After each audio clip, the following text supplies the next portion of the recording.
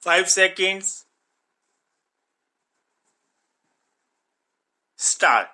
It has been proposed to set up this Industrial Development Corporation as distinct from the Industrial Credit Corporation. I am not concerned at present with the latter. Sir, the object of this corporation is stated to be to quicken the pace of industrial development in the country. There is no denying the fact that it is necessary for the government to take the initiative in the matter of industrial development of our country and help in the growth of industries. If money were required for this purpose, nobody would be more happy to provide that money than our party, because we stand for the industrial development of the country.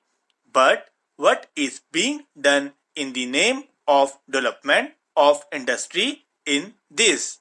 The government is making over certain things to the big men in the business and is entirely leaving matters to them and is relying on them for the development of the industries. In this scheme too, you will find the same attitude being taken by the government. I am not opposed to the idea of any consultation with competent persons, but at the same time I would like to stress that it is all the more necessary to consult, for instance, the representatives of the workers and the representatives of the consumers, members of parliament and other men in the public field in order to get their advice in the matter. Instead of doing so, government consults only the big monopolists, who naturally offer their advice with a certain bias into which we need not go. It has appeared in the press that after developing certain industries under the aegis of the Industrial Development Corporation, such industries may be made over to private capitalists again. That is to say, government will start these industries at a time when the risk is great.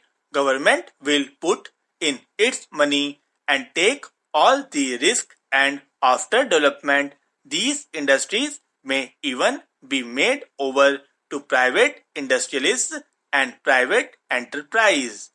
I think that this is entirely wrong. It is necessary for the government to develop industries and widen the public sector. There is no doubt about it, but it would not be right in this situation today to develop these industries in order to make them over to private individuals. If they are developed by government, they should be kept in the public sector as far as possible. We have our misgivings because we feel that these gentlemen of the big money would be interested in getting some of the industries started by the government at the cost of the public exchequer, when the risk will be entirely for the government to take. Then, when these industries are on their legs, the industrialists will demand that they be made over to them as private concerns. This kind of logic is being introduced into this matter, and therefore I say that this is not a right thing to set about this business in this manner. This will not quicken in any way the industrial development of our country. On the contrary, it may lead to greater dependence on these people who are withholding the industrial progress of the country. I have in mind the monopolist section who is interested more in profit, more in quick money than in the development of the country. They are not interested in taking risk for the development of our industries, but are interested in seeking that the risk is shouldered by the government and that the gains go to them. When government asks for funds, they should explain to us what exactly is there in their mind. The reports that had appeared in the press are shrouded in mystery. We can understand that when these gentlemen talk with these big men, there is a certain amount of mystery about it.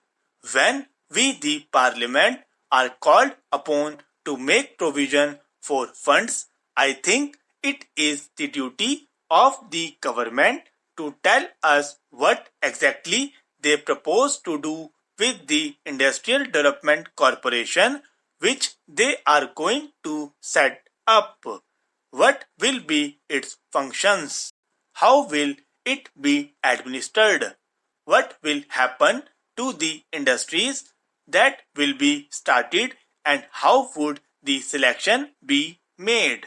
They will also have to tell us as to who will make the selection and which interests would be taken into consideration when the selection is made. How will the rights and wages of the workers be guaranteed in those industries which may be started under the aegis of the corporation? These are all very legitimate and pertinent questions for us to ask, and I think that the government should throw some light on them. There is another item of making provision for delegations that are going abroad. I have in mind the delegation that was sent to the gate.